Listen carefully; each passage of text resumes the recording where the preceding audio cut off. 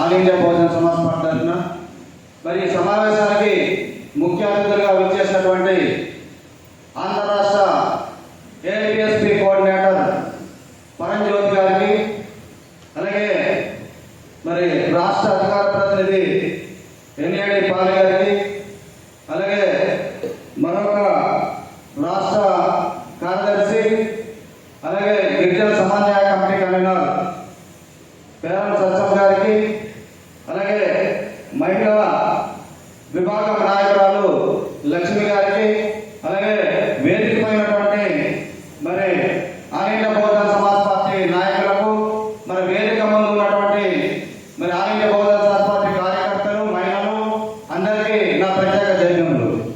మరి ఈరోజు మరి all India Bahujan Samaj party మనం ఎందుకు నడిపిస్తున్నామంటే మనకు వేరే పార్టీ లేక అని కాదు. మనకు మన ఆంధ్ర రాష్ట్రంలో రకరకాల పార్టీలు ఉన్నాయి. పెట్టుబడిదారి పార్టీలు అంటే పెట్టుబడిదారి పార్టీలు అంటే బహుళ జాతి కంపెనీలతో బహుళ జాతి కంపెనీలు ఇచ్చే డబ్బుతో నడిచే పార్టీలు. అలాగే తెలుగుదేశం పార్టీ కానీ, కాంగ్రెస్ పార్టీ కానీ, వైసీపీ పార్టీ కానీ, సిపిఎం పార్టీ కానీ, సిపిఐ పార్టీ కానీ, జనసేన పార్టీ కానీ, ఈ పార్టీలంతా కూడా పెద్ద పెద్ద బహుళ జాతి కంపెనీలు లక్షల కోట్లు ఇచ్చే డబ్బుతో నడుస్తున్నటువంటి ఈ అగ్రకుల పార్టీలు.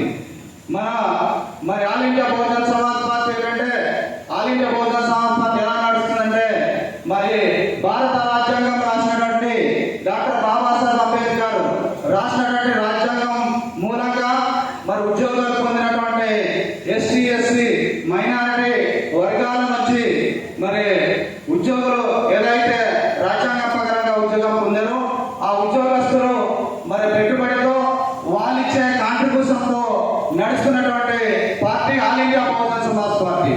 మరి all India Bahujan Samaj party మరి రాజ్యాంగం ప్రకారంగా రాజ్యాంగం ఇచ్చినటువంటి ఫలాలతో ఉద్యోగాలు పొందినటువంటి వ్యక్తులతో ఆ డబ్బుతో నడుస్తున్న పార్టీ కాబట్టి ఇది ఖచ్చితంగా మన పేద ప్రజల కోసమే పనిచేస్తుంది, పేదవాళ్ళ కోసం పనిచేస్తుంది.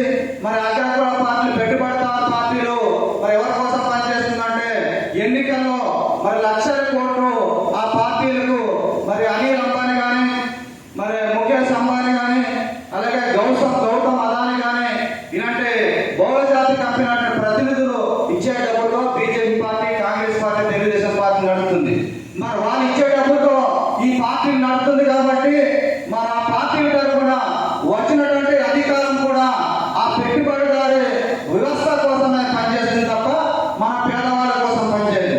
మరి మన పేదవాళ్ళ కోసం పనిచేసే పార్టీలు ఎలా ఉంటాయంటే, మనము రూపాయి కూడా పెట్టి మన పార్టీకి ఫండ్ ఏదైతే ఇస్తామో ఆ ఫండ్తో మన అధికారంలో వచ్చినటువంటి పార్టీలు మాత్రం మన all India Bahujan Samaj party మాత్రం ఖచ్చితంగా పేదవాళ్ళ కోసం పనిచేస్తుంది.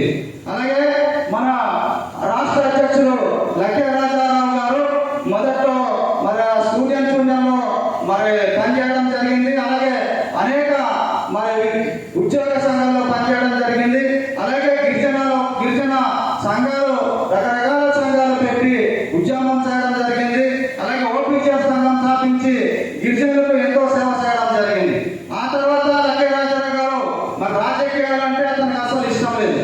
రాజకీయాలు రావడం, రాజకీయాలంటే అసహించుకునే లక్కే రాజారావు గారు ఆయన మిత్రుడైనటువంటి కృష్ణ చైతన్య గారు మరి బహుజన సమాజ్ పార్టీని చూపించడం జరిగింది.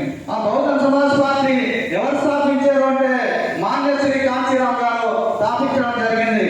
మరి ఈరోజు వైఎస్ఆర్ కాంగ్రెస్ పార్టీ జగన్మోహన్ రెడ్డి స్థాపించినప్పుడు మరి ఎలా స్థాపించారంటే, ఆయన కొన్ని లక్షల కోట్లకు అధిపతి జగన్మోహన్ రెడ్డి. అతనికి ఉన్నటువంటి లక్షల కోట్ల డబ్బుతో వైఎస్ఆర్ పార్టీ స్థాపించారు. అలాగే ఎన్టీ రామారావు గారు సినిమాల్లో అయ్యేటై ఆ సినిమాల్లో వచ్చినటువంటి లక్షల కోట్లు పెట్టుబడి పెట్టి తెలుగుదేశం పార్టీ స్థాపించడం జరిగింది. మరి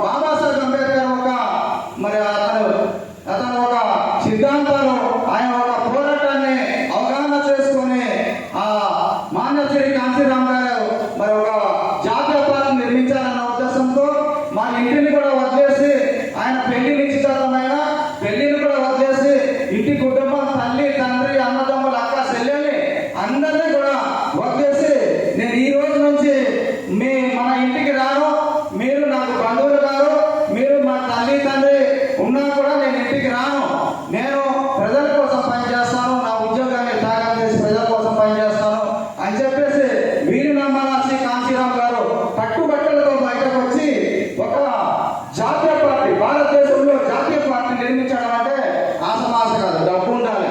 అలాంటిది కాంశీరామ్ గారు చెల్లి గవ్వలేదు, అతని చేతిలో రూపాయి లేదు, అతను ఒంటి మీద ఉన్న బట్టలు తప్ప వేరే బట్టలు లేదు. కట్టుబట్టలతో బయటకు వచ్చి ఒక జాతీయ పార్టీని నిర్మించడం అంటే ఆసమాస కాదు.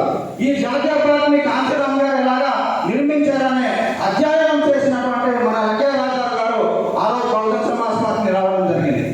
మరి బహుజన సమాజ్ పార్టీని నడిపిస్తూ ఈ రోజు రోజుకి ఈ బహుజన సమాజ్ పార్టీ అనేది క్షీణించిపోవడం వల్ల మరి రాష్ట్రంలో మన ముఖ్యమైన నాయకులు మన బక్కా పరంజ్యోతి గారు స్టేట్ కోఆర్డినేటర్, అలాగే మరి పూర్ణ చంద్రరావు గారు రిటైర్డ్ డీజీపీ గారు, అలాగే వెంకయ్య రాజారావు గారు, ఈ ముగ్గురు నాయకులు కలిసి మరి మన పార్టీ బహుజన సమాజ్ పార్టీ రోజు క్షీణించిపోతుంది. మరి జాతీయ స్థాయిలో కూడా కార్యక్రమాలు లేదు. మరి ఈ పార్టీ ఒక రోజు 40 మంది ఎంపీలు, 300 మంది ఎమ్మెల్యేలు ఉన్నటువంటి పార్టీ రోజుకు కింద దిగిపోయి మరి అక్కడ ఒక ఎమ్మెల్యే కూడా ఎంపీ కూడా లేని పరిస్థితి వచ్చిందంటే మన జాతీయ స్థాయి నాయకులు ఒక వైఫల్యం అని చెప్పేసి మనం ఎలాగైనా సరే కాంశీరామ్ ఒక ఆశయాల ముందు సాగించాలన్న ఉద్దేశంతో ఈరోజు all India Bahujan Samaj party స్థాపించి మరి ఆ పేద ప్రజలకు ఎస్సీ మైనారిటీ బీసీ వర్గాలకు సేవ చేసి వాళ్ళ అభ్యున్నతి కోసం నడవాలన్న ఉద్దేశంతో ఈ పార్టీ నడిపించడం జరుగుతుంది. కాబట్టి మరి all India Bahujan Samaj party తరఫున మనం